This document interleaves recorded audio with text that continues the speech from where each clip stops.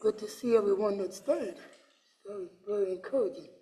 I would like to, first of all, thank God, thank the Lord for allowing Captain and I to have a safe trip there to Kenya and do the mission work that we did there. It was an experience. I'd say it was like stepping out into the twilight zone in a way. I say it was totally different. So along the slides, if you have any questions, please raise your hand and I'll answer them the best I can, and then we move on. But as you can see, this is our trip to Kenya. From San Francisco, it took us 13 hours to fly into Istanbul, Turkey. And then from there, we had a 3-hour layover. And then we actually took a flight to Nairobi, which took 7 hours. And then we had a 7-hour layover in Nairobi before we moved. We took a flight that morning to Kisumu. Kisumu, from there, we took a 3-hour ride into the back country of Kenya. So this is the airline that we took, Kenyan Airlines, to go into the rural areas. So we went from a heavy populated city of Nairobi to the rural areas. You can see it on the slide. It's like, people call it the sticks, but out in the back country. This is Brother Tom that met us, and Brother Tom and his wife, Petronia, Patty for short, that we call her, but this is his wife that met us there in Kisumu. And from Kisumu, we took that 3-hour ride on a road that was really unpaved and bumpy and had potholes, and it just wasn't a really good road that we rode on. We stayed in this place called Russell Park Hotel. It was very good. This is some of the food we had. It was very tasty. This is tilapia. Right there in the back country, it's a lake called Lake Victoria. It's the biggest lake that's in Africa, and one of their main fish is tilapia. So this is some rice and some greens. What are the greens called, Cap? Suka mawiki. That means that they wait. Suki mawiki. And they actually, at one time or another, they had to eat this for a whole week. They had to strain it out for a whole week, so they called it sukuma wiki. We had to eat it the whole week for us with the This was our driver, Brother Frederick. He was a real good driver, considering the roads that we went on. It was interesting roads. I have some videos of how rough the roads are. And this is another brother named Augustine, one of the members there. So this is off in the back part of Nairobi. I mean, it's in Busia, and this is the church right here that Brother George and Brother Augustine, they attend to. We're one of the churches. So what we did, we went to 3 locations with 2 congregations per location. Two, like say for instance, in the east side, well, in San Jose, some members that live on the east side, they gathered and went to that congregation on that east side, 2 different congregations. And then on the west side, there was 2 congregations that went to a church there, 2 congregations. And then on the north side, there was 2 congregations went to that church here. So we went to 3 different locations.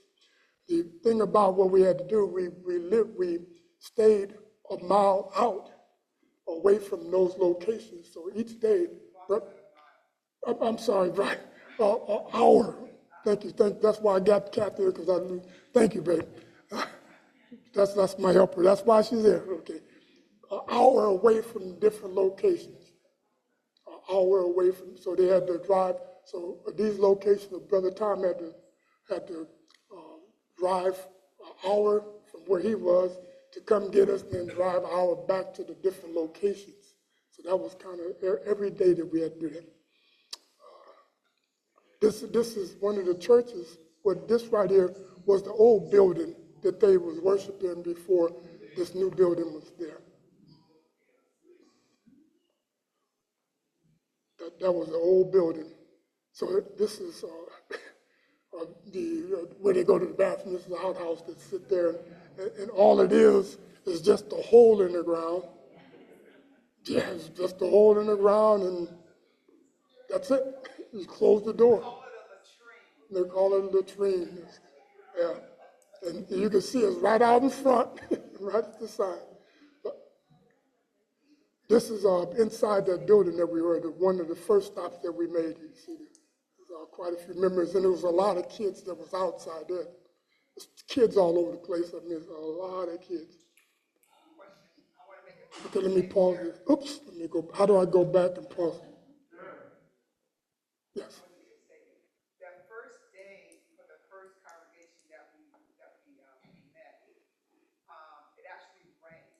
And so the minister told us, well, there'll be a few people there when we get there, but he said they'll trickle in after the rain stops because it doesn't rain all day. It rains for a short period, then it stops. So when we got there, there was probably about 20 people there. And sure enough, they started trickling in. And before you knew it, the whole place was full. And a lot of people walked 2 miles just to get there. Yeah, in different locations. Great, thank you, Kat. See, I'll go back. So, and at that particular location, I did present a message there. And this is, so we bought some Bibles that we gave out. It's in Swahili. So this is one of the Bibles, real nice Bible, Old Testament and the New Testament. I mean, the left is the Genesis and Revelation. Right. And here's some Bibles. So we had 60 Bibles with 6 congregations. So we was able to give 10 Bibles out to some of the selected members, some of the leaders of the congregation that needed the Bible so they could teach it. Thank you. There you go. All right. Thank you, Marcus. There you go. Okay, and this is some of the members that actually received those Bibles. This is Brother Augustine. We also had songbooks that we gave out. We had 120 songbooks, but we gave each congregation 20 songbooks to go out. And they collect these songbooks after worship service. And also we gave them out some Bible literature, different literatures that we had. And this is some of the members that actually received the Bible. They were really excited to receive these Bibles because they couldn't afford these Bibles. You know, these Bibles were expensive to them. They were like $15 a piece. And it was just expensive for them. We also gave out beans. We had 200-pound sacks of beans that we bought. 200 pounds and 50-pound sacks of rice. On the left, you can see where I'm giving out some rice, and Kathy's on the right giving out the beans. And this was given out to the widowers, the orphans, and anyone that had a need. And one thing about that is that what they did is they had a list of names of all the widows and widowers. So they called them up first, and they got their beans and rice. And then after that, they called up, they had a list of all the orphans in the church. They called them up, and they each got their beans and rice. And then afterwards, anyone else that had need or wanted some, they would come up and they would get theirs.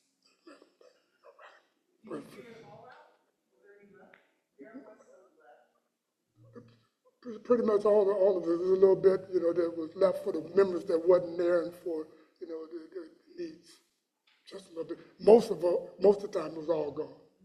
Yeah. Thank you for the question. And this is some of the kids. This is all that was on the outside. This is all girls right here. And then there's the boys on the side, but there's a lot of kids. a lot of kids. A lot of kids. And you can see how intently they looking at you. I mean, there's all eyes looking at you. It was incredible. And they was all these kids right here. We also supplied lunch. The 3 locations that we visit. They provided lunch for us and lunch for over 600 people in the 3 locations. Over 600 people, but over 200 people at each location. So, that's some of this is some of it. See, I'm eating chicken, and there's some tilapia, some ugali is, you can explain what the ugali is, almost like a grits. It's a food that they eat probably every day. And what it is like, if you ever had grits, grits is made from corn, like they crush it with like corn milk, and they mix it with water. Where the grits here, what they do there is like half the amount of water. So they have to mix it with a wooden spoon, and they mix it because it gets real stiff. And then once it's done, they take it and they in the pot that it's in, they take it and put a plate on top and flip it over. So it'll be in the form of like a circle.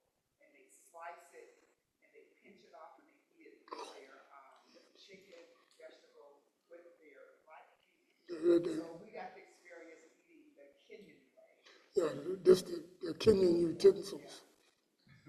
Right? And you see, there's a lot of kids out there enjoying the meal. And so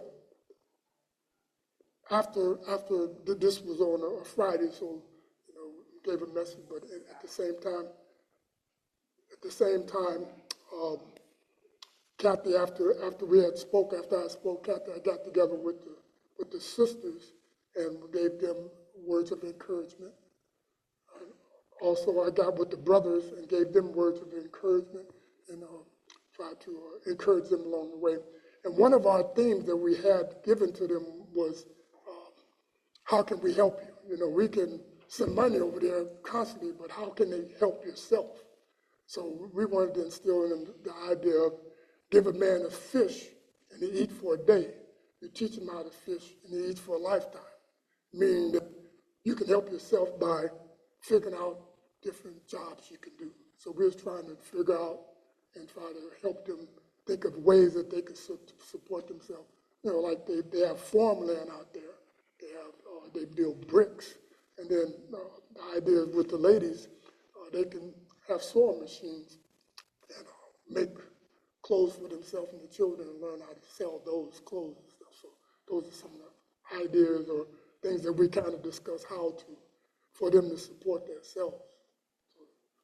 Yes, and as far as the women, what I found out from, I believe it was the second congregation that we met with, is that a number of the women know how to sew and they do make their own garments. However, I was told by the woman that translated for me that 10 to 15 women share one sewing machine.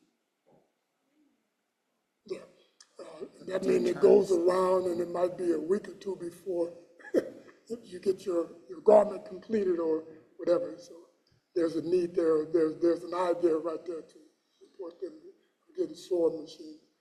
Sewing machines are not that expensive. So those are some ideas. Thanks, Kat. Oh. Yes, they use a sewing machine, and it's the type that you use with your foot. It's not electric. It's not powered. Right. It's not electric. They pedal with their feet to do the sewing. Because they don't, out in the rural areas, most of them don't have electricity. And they don't have running water. They live in the rural areas, so no pipes going in. So. And those that do, they have small solar panels. Oh, yeah, to charge up their phones. To charge up their cell phones, which is interesting. They all, I think all the leaders and a good portion of the members have Samsung cell phones. So. Yeah, they have. So, and then what they do, they don't have service like we do. They buy little card SIMs for a month to get their services. I don't know how much they cost, but it's just by a minute. You get it by a minute or for the whole month. And once the minute run out, you got to get a new one. But we do know that their phones cost on average about $120. Just for the phone, so they can spend it's a lot of money. It's 129 shillings per dollar. 100 29 shillings per dollar, right? Yeah, so it's dollar. Yeah, so it's a lot of money. Yeah. Okay, and this was at the end of that particular congregation. This gentleman gave out some candy. They were so cute. They were so excited to get some candy. A little piece of candy. Was excited. Was happy. This is one of the sisters that was carrying things. We got a kick out of seeing them carrying things on the head because some of them have big items. And how did they balance that? And it was just amazing. They'd be walking straight, and water jugs, everything. On the right, this is Tom's dad. It's on the right side. And Brother Tom, he's 92 years old. He gets around pretty good, and he walks, a few miles to get to the building where they were. And this is Brother Tom's uncle, which is his father's brother.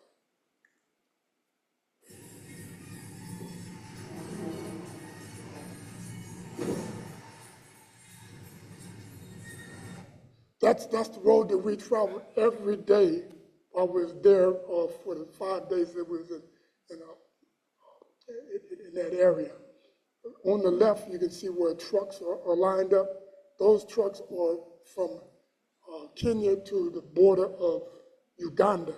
So Uganda is the next country. So we was actually half a mile from Uganda.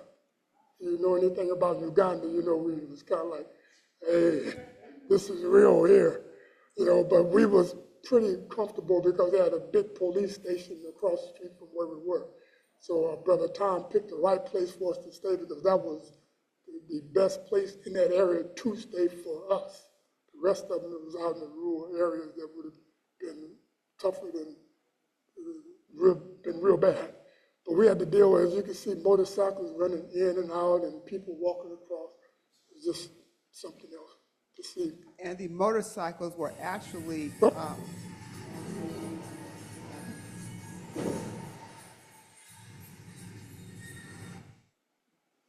the motorcycles were actually taxis, and they called them bodas. Bodas. And you might see 5 people on a motorcycle. You might see 3 people in the carrying a goat or a small cow. Just amazing what you might see them using that taxi. Boda. That's the end of that particular congregation. This is going to be the next congregation that we went to, and this is this is where Brother Tom, his main congregation where he preached at. This is a pretty new building right here. The building that you can see is where they used to worship at. And then there's the famous outhouse there. But now they use that particular building that they used to worship in for cooking. They use it cooking and supplies and stuff. And this is the stoves that they use. It's actually 3 big rocks. I think we had talked about that at the fellowship, and some of the sisters here remember when they was a child from the Philippines that you use 3 rocks. So you have a big rock, one in the back. You stick the fire up under the middle part, and you cook your food. And that's how they actually cook the food in there. So.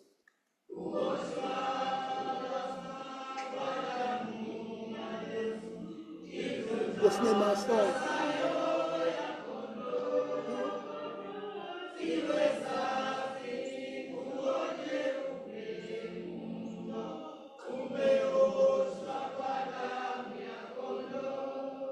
Who know that song? Are you washed in the blood?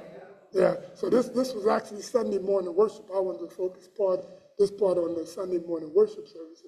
That was one of the songs that we sang.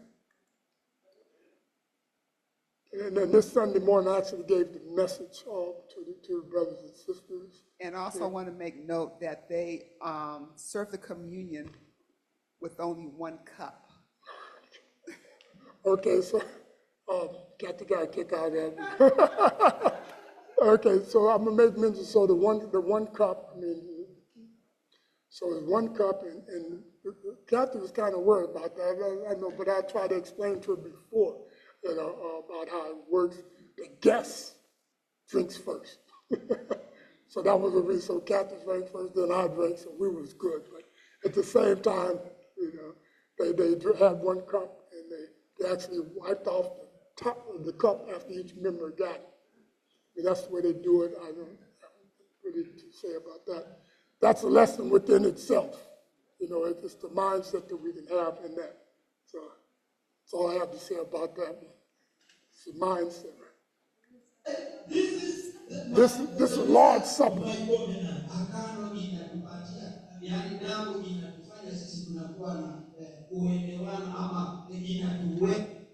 So he's actually given the commentated on the Lord's Supper.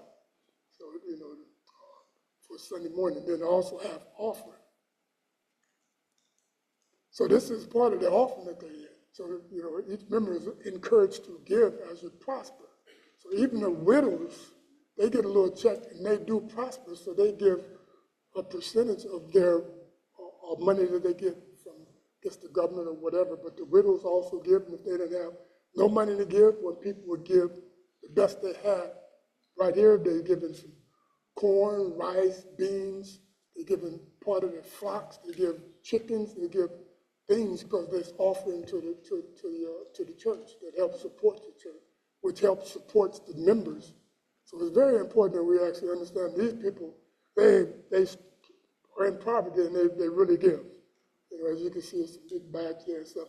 And some people give Kenyan shillings, the shilling for, where I had some cash and I gave some and they looked at it, wow, you know, American dollar, because usually in that rural area, they don't even see like a $10 bill. I gave a waitress a tip for food, and she'd never seen a dollar bill. And she was really happy to see it, and she asked me to pray for me. It was so touching. Oh, I was touching because she was so appreciative. Ooh, it was. Kathy and I shared a lot of experiences and a lot of emotions. We cried together, we laughed together, because it was just touching the way those people have responded to the little bit that you gave. So, okay. But anyway, so one of the, at the hotel, I guess the manager came and said, oh, so you the one giving out the dollars. Because the dollar hadn't reached that far in Kenya, because usually you exchange it for their currency. So like I said, we was at the edge of Kenya and the border of Uganda. So dollar bills don't really get that far. So it was amazing. But people are so appreciative of that. Back to the offering. So the people give as they prosper. And they really enjoy giving.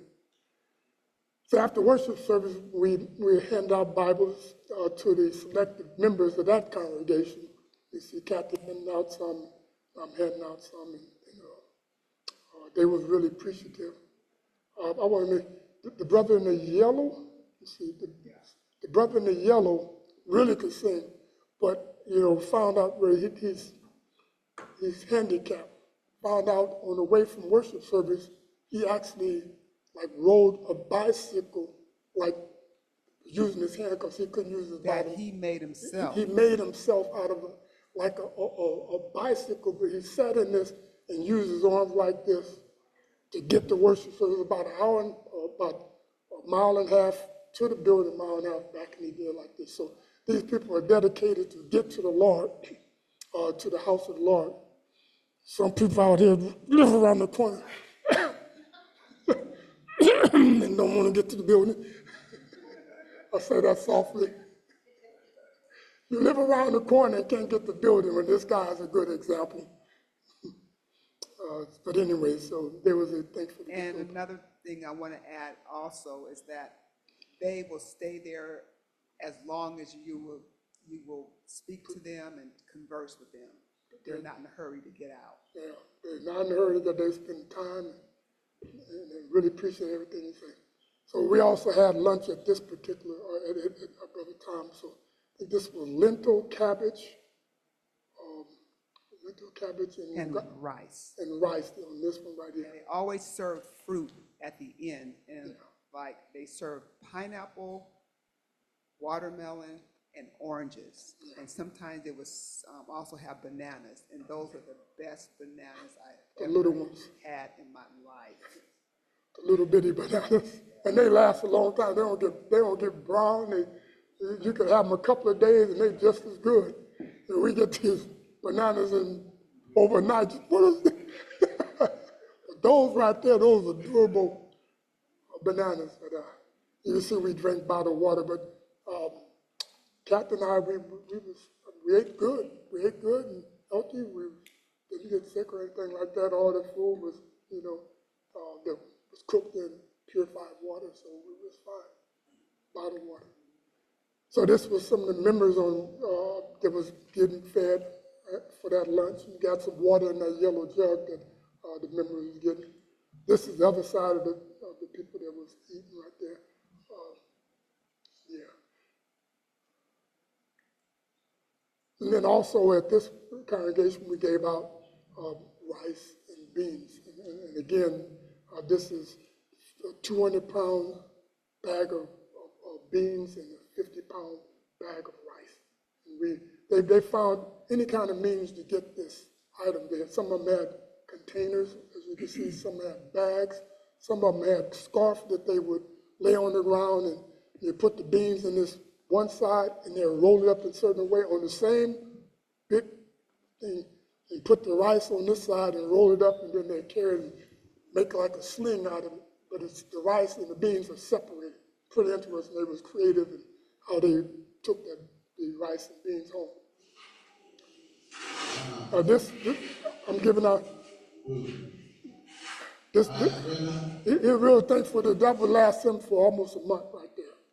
That amount right there, so he's real appreciative. Those scoops right there will last for a while.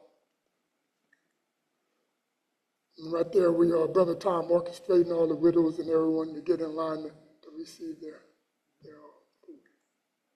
Then again, after the worship service, Kathy got with the sisters and was giving a lesson and words of encouragement. And also, I got with the brothers to discuss means and ways to help serve them. I don't have a slide of that because some of the stuff I didn't get.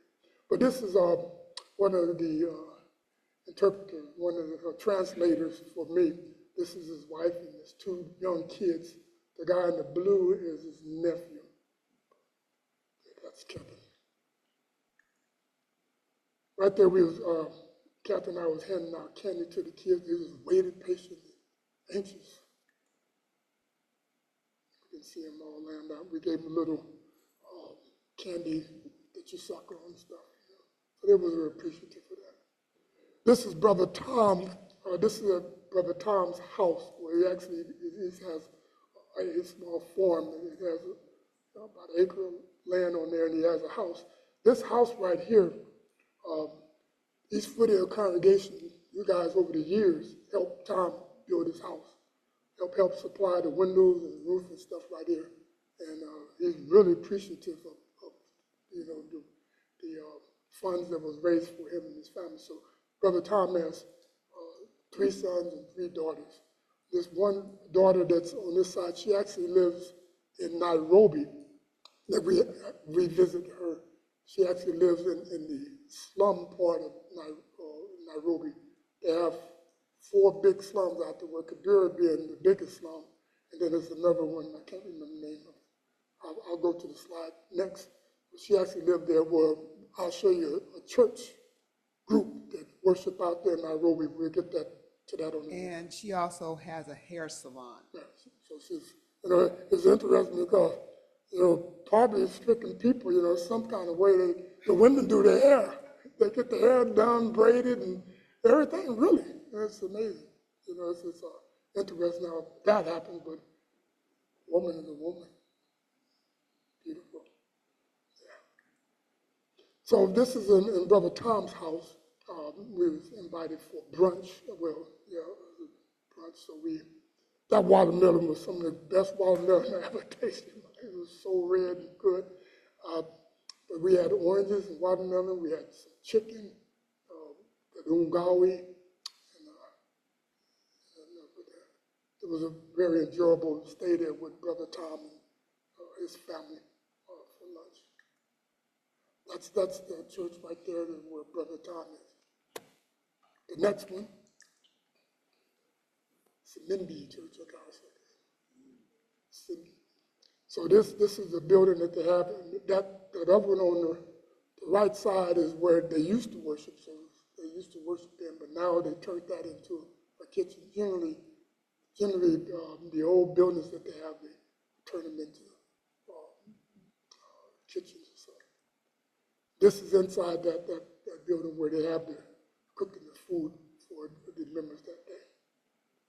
You can see the 3 stones there. I also spoke there. Each place I gave a message. Spoke there. Brother George was the one that was my translator. And then also we gave our Bibles there to selected members. Brother Tom is orchestrating everything in the back. And also we gave out songbooks and Bible material. And then we gave out the rice and the beans at this particular congregation also. And the widows are standing up in line and getting their portion of the rice and beans. And this is Captain and I handing out the rice and beans to the members.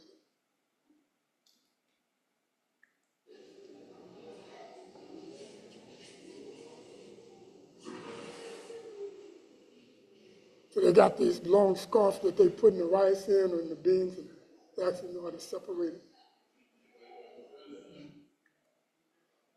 And then this is the breakout. We had lunch, and then also we did break out with the women and the men, had conversation with each group, try to give them words of encouragement. And they was real appreciative of that. The kids, they sat out under the tree. Well, this particular congregation, they used to worship right up under the tree before they had the building. So it was very interesting before they had the previous to hold the building. And then Captain, I gave out some candy to the kids. This some of the members. George. The next couple of slides is some of the brethren that Brother Tom worked with through the area. All of them have to kind of communicate with each other and support each other in their poverty and in their spread of the gospel. So Brother Tom is actually seeing over this, and they work together as one unit pretty much, but nobody is. So here's some of the brother. I'm George Mary from Seventh Church of Christ. My name is Kennedy Obara, Church of Christ.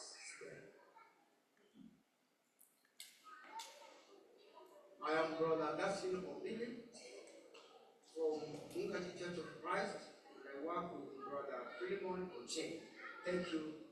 This brother right here actually have a building, church building he sold the land to the church basically. He gave it to him pretty much. And then they have a house over here, but he actually worshiped down the road from where this building is. But he's one of the leading brothers in that area that love the Lord and sacrifice beyond measures for the church. We got to go to his house and visit him, and he asked for some prayers, and so it was a good visit with him. I am Festus Mungesa, I'm the Church of Christ. My name is Bernard Ongera from the Church of Christ. Yeah, I'm Pastor Mark, a fellowship from Namade Church of Christ. This brother right here, Brother Joseph, he's one of the brothers that have a congregation in the area where we were. There was a situation came where the building that they were in kind of got tied up in some legal court stuff for something we're getting. I could talk about that later, but they had to move out that building, and then this is the building that they went in. So they have over 50 people worshiping in this building right here. This is the one of the brothers that needs the most help out of all those brothers and out of the whole group. So, I would like to give a little pitch for this brother in particular. You know, $25 will go a long ways for this brother right here in this family, for the church itself. You know, 25 people with $5 a month can do wonders. You know, if someone feels in their heart they want to give $5, $10, if we can get $25 per month, it would be good for this brother right here so he can get out this building. They plan on building another building and trying to help support him the best we can. So that's just an idea that I put out there. You know, one Starbucks, one less Starbucks is $5. You know, 5 people did that. We can do that. We are supporting Brother Tom. You know, and I know it's other ministries that they're supporting. But this one stood out the most because they're the most poverty. They're the most need. Yeah, but they have a lot of kids there. It's a lot of kids over this whole area where his congregation is. So many, and there's a lot of people, and it's growing. So they plan not being in this building long. They are actually trying to raise funds for that within the area. So that's that. So any question on that part of, that was out in the boonies. That was out in the, so we flying back from Kisumu, so we had a 3-hour drive from Lucia to Kisumu, 3-hour ride, and then we took a flight for about 45 minutes back to Nairobi. And this is the first time Brother Tom and his wife have flown on the plane. There was a lot of their first. They were a little nervous, but they handled it pretty well. That's them getting on the plane. So this is the city of Nairobi right here.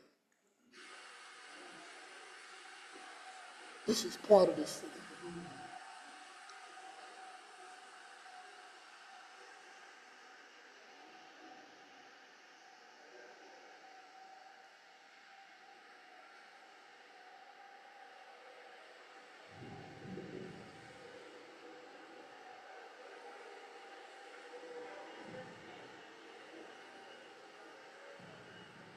A big contrast from out in the rural area to this right here.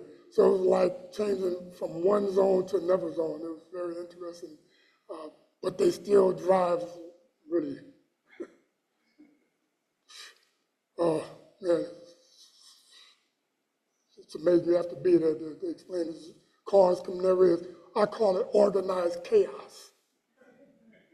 Really, it's crazy. But that's from the hotel. This right here is the Kibera, the largest slum in Africa. This picture don't do it. You have to get down into it to see what's going on there. But like 1 million people in this slum. Just think about it, 1 million people. No hot and cold running water.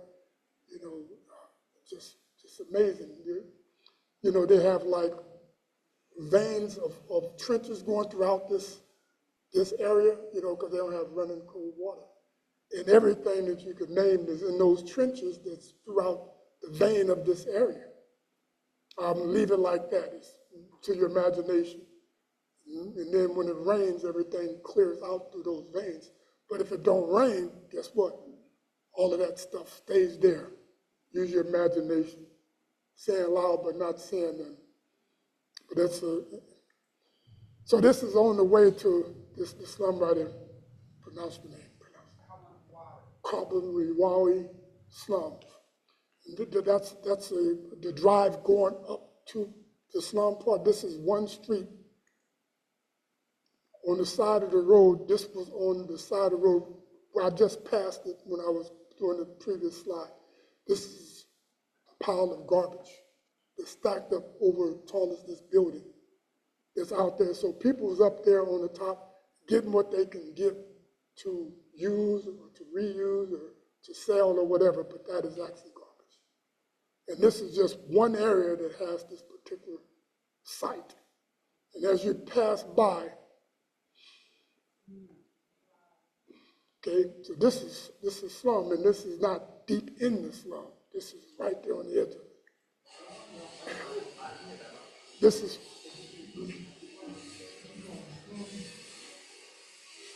That's right off that street that we were in. Our cars parked in the background, but this is right off the street that we were in. You can see it rained a little bit, but we're walking up to the building right now. There's the name of the church right there. This particular congregation been there for 25 years. For 25, they have a lot of kids, a lot of orphans, a lot of people in here, and they kind of use this, take turns. This two of the brothers that actually are helping the congregation. I can put their name down. And this is, there were so many people where this was on a Monday. When was this on? Thursday. It was a work day. The parents a lot of the parents were actually out trying to work, and a lot of the kids was there, so it was organized by kids.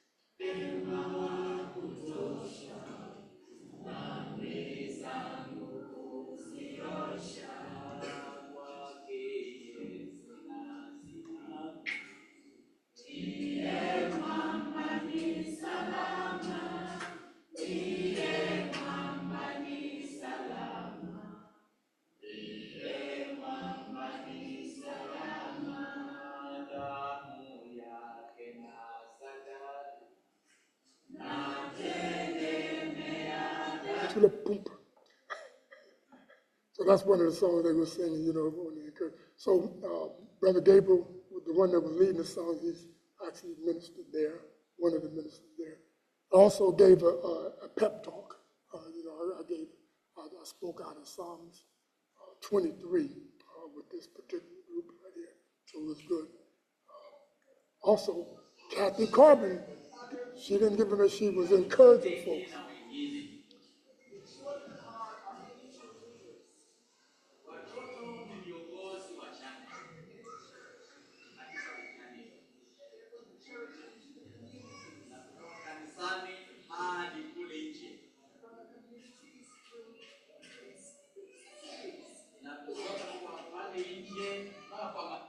Good job, Kathy. Words of encouragement, okay. And then we gave out some Bible material to this congregation. This is one in Nairobi. This congregation was on our list, but we actually bought rice for this congregation, 50-pound rice, but we didn't give it out at this particular time. But this congregation, right there in the slums, and they have a lot of members, and they're getting support from just all of the brothers that we had seen in the previous slides from their farmlands and stuff like that, so they're always in need. Okay, so here's a little breakdown. This is approximately, so it says we was able to purchase 60 Bibles, $15 a piece, so it's $900. 120 song books, $720. Lunch for 3 days, 2 congregations combined per day, $600, or 600 plus members, is 300 times 3 is $900. So all that food that we gave out with all the people is $900. It's approximately 600 pounds of beans. It's $150 times 3 per bag. And then 200 pounds of rice is $50 per pound, so it's $400. So then the transportation for the 5 days, that's what the driver, you had to have a driver. You wouldn't go over there and drive by yourself. And they drive on the British side. We drive on this side, they drive on the British side, and it's backwards to us. You need a driver, so we had to get the driver. So all that came out to be $3,020. That's just the total, well, almost the total cost for the mission there was $6,495. The flight is not included. That was $3,200. So that's $9,000. That's over $9,000 for the flight and all. We covered that. So it collected from these Foothill congregation $3,929 collected from here. We collected $2,300 from friends and family members. So that totally collected was $2,229. And then you equal all of that together, what was collected, I rounded up. So 64, 95. So it was a negative 265, but we would take care of that's being taken care of. So that right there is the sum of it. Any questions? No, let me go back. Any questions on that? Okay. Now this is brother. Excuse me. How is the weather out there? The weather was pretty nice. It was about 80. Yes, they're in their winter months, and so it was around mid-70s, and a couple of days it got to 80, 81. And it's kind of strange. It rained at nighttime and the sun was out during the daytime. Yeah. Okay, so this is a message from Brother Tom to you. I'm very happy, Brother Derek and Sister Kathy, for you visiting us here in Kenya, because we have been communicating several times, sharing with you our challenges in the ministry. And I thank God that today you have visited us, you have seen what we are going through. You have actually did something very important in our life, because through that courage, through that one, you are here in Kenya. The church in America, I believe, the Foothill Church of Christ, actually, we love you, we honor you. Brother Derek have been campaigning, have been talking about our challenges here in Africa. But today, we are very lucky, we are very happy that they are in our house. We are very blessed. It is a privilege being with you, Sister Kathy, and Brother Derek in Kenya today. I know your coming is very important. When you go back to America, say hi to saints, say hi. We greet them in Jesus' name. All of us can say, thank you very much. Thank you. That was in Brother Tom's home. Now that was in the slide for the mission. Any questions? Any questions? Yes, Brother Pete. Do you have an average membership in each of the congregations? I'm sure they do, because they kept track of all of the members that was in need. I don't personally have them, but I'm sure that each one of them has membership lists, because they had it broken down to the widows, widowers, and the orphanage. So I'm pretty sure they have it. Yes, Brother. In what language were the Bibles distributed? Local or English? Okay, this Bible was these Bibles Swahili. One of the language there, the national language is Swahili, and they do speak English. These Bibles was in Swahili. Brother Brian.